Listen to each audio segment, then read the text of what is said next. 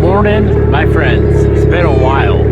I've been busy, but we're back to work. We have two ghetto things that we need to fix on the Evo 9. And you guys might also notice that we put some different wheels on it. We actually have two sets of different wheels on it. On this side, we have the white TE37s, which look pretty dang good. On this side, we have the diamond gray ZE40s. Now, of course, I can't drive it like this unless it's like 3 feet into the shop because they are different tire sizes. But I decided on the last day of the giveaway, which was a few days ago, to go ahead and give you guys a couple different choices of wheels. So there was the ZE40s, the 57DRs, the TE37s, and in my opinion, I like the 57DRs the best on this car. But nonetheless, let's go ahead and pull this thing in the shop. And like I said, man, we have two ghetto things, kind of three ghetto things that we need to fix on the car. Two of them really ghetto and one not so ghetto. So as you guys know, or maybe you don't know, but we bought a new house and we finally got all moved in. So that's where I was the last week, is moving houses. It took a while. We have a lot of junk and we moved way north. So it was a lot of driving, like 20 trips back and forth. Let's get this thing ready to go to its new owner. The live stream for picking the winner of the Evo 9 will be here in the next few days, but we need to get this thing all buttoned up and ready to go.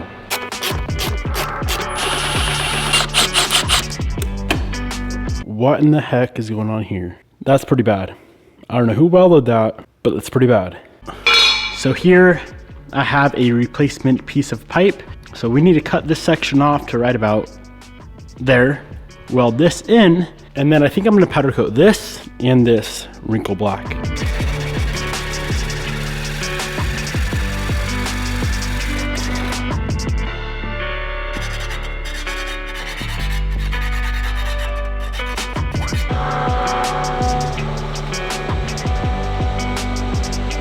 New section of pipe is welded in, IAT bung is welded back on, and the last step to make this thing perfect is some splatter black powder coat. So this is how the color looks when it's not baked properly, not baked enough, not baked long enough. The intercooler pipe and the intake pipe are refinished in the splatter black from Prismatic powders. Can you guys see why I like this color so much?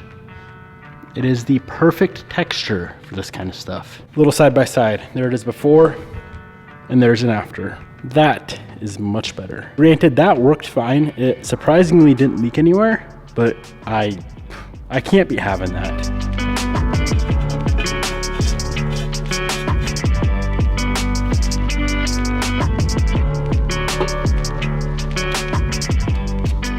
That looks so much better, in my opinion, than the silver piping. It is super nice too because that splatter black powder coat kind of hides the seam, which makes it look like we never had to weld in a new pipe whatsoever. Now, before we install the intake pipe onto the car, let's install this. This is a clutch fork stop.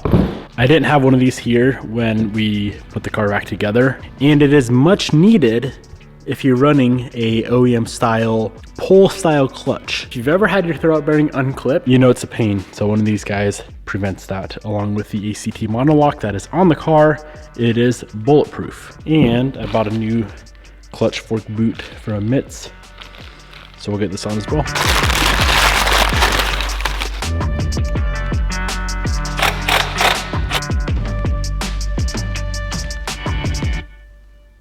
All right, the next janky thing that we need to fix is actually underneath the car.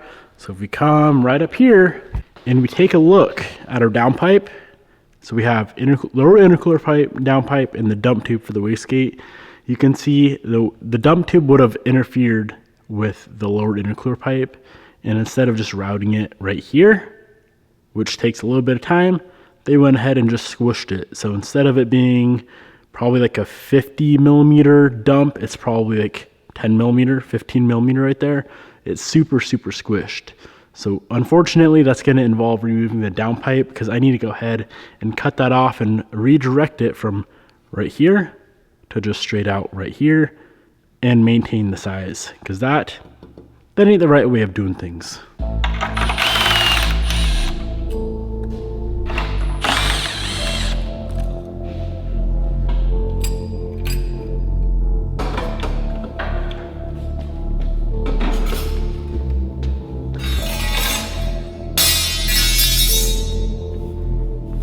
With the downpipe off, you can get a better idea of how much that thing is squished.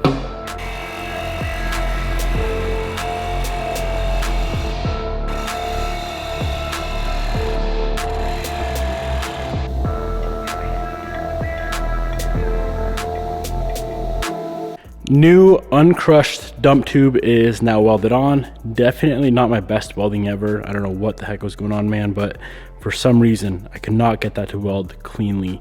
But it's all finished up.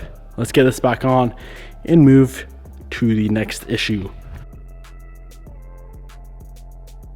Next up, we need to fix the exhaust. We went from the Ings bumper to the JDM rear bumper, and the exhaust sticks out about 2.5 inches. So we're gonna cut it right here, shorten it 2.5 inches, weld it back together. We will have to relocate the mount, not a big deal. Let's get her done.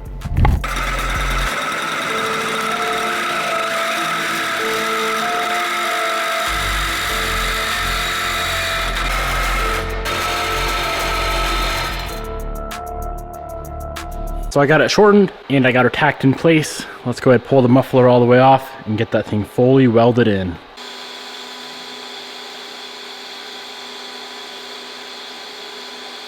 This went much better than the downpipe. Got it perfectly centered in the exit of the bumper. Got the tip cleaned up a little bit. My welds, they're not perfect, but they're a whole lot better than the downpipe. A few brand new OEM goodies and some parts from Radium to finish off the build. Relay covers on. I'm a little bit nervous on these. These are the Mitsubishi painted, factory painted covers for right here.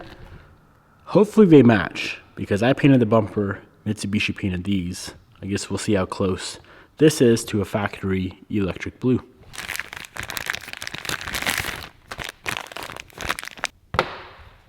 Could definitely be a little bit closer of a match, but that's not that bad. If we go back here, you can't tell whatsoever. From what I was told, very last one in the country. Rare.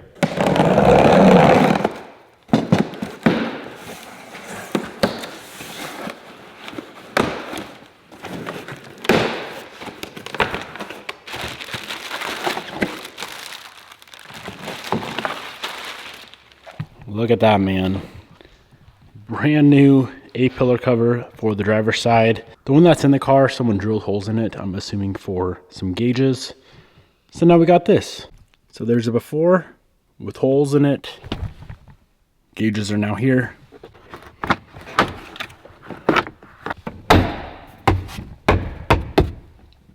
And there she is after. Much cleaner. Y'all have seen the clip of this thing blowing out the dipstick on the dyno. It's actually kind of a funny clip. I'll insert it here. When the tuner clicks the up arrow 2 times. So after it blew the dipstick on the dyno, what we had to do so it could relieve crankcase pressure from obviously a built motor and high boost levels, pull the factory PCV valve out here, vent that to atmosphere.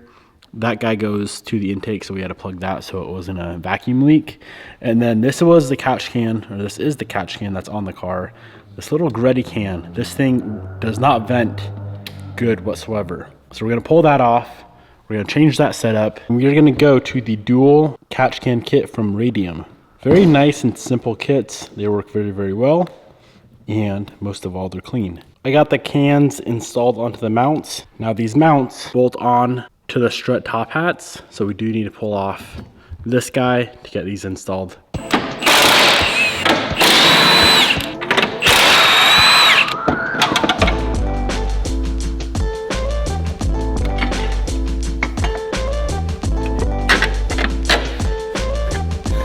Both of the cans are fully installed. Very beautiful. One can on each strut tower. One more thing to finish up on this engine bay. This clear plastic cover for the timing belt and the upper cam gears. It looks nice when they're new, but they last about 20 minutes, I feel like, before they get all faded. I'm gonna go ahead and swap that out for a new OEM unit. Much better. This engine bay is now 100% complete. I think this thing looks absolutely perfect. Super stoked that we did the black on the intercooler pipe and on the intake pipe, which completely changed the whole entire look of this engine bay. We got a ton of work done on this car. There's really only one thing left that I need to do on this thing before it goes to one of you guys here in the next few days, and that is to polish the paint and ceramic coat it. Definitely not gonna happen today, but hopefully here soon, this thing will be fully polished and the whole entire car will be looking like this.